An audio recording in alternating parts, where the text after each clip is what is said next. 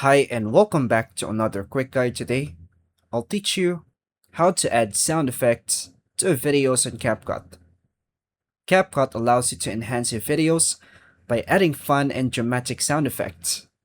Sound effects can make your edits more engaging, entertaining, and professional.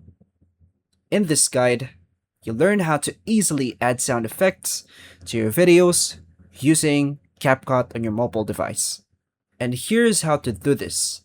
First is to unlock your mobile phone and open the CapCut app.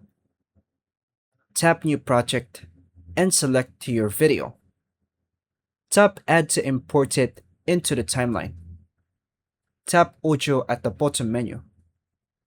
Select Sound from the options. Browse categories or use the search bar to find a sound.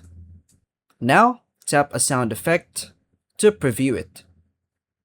Then tap the plus button to add it to your video. Drag the sound effect in the timeline to position it correctly. Trim the sound by dragging its edges if needed. Then tap the sound clip and adjust the volume to balance it with your video audio. Play the video to preview how the sound effect fits. And tap export in the top right to save your edited video. Tip: lower the original video volume slightly so your sound effects are clear and not overpowering.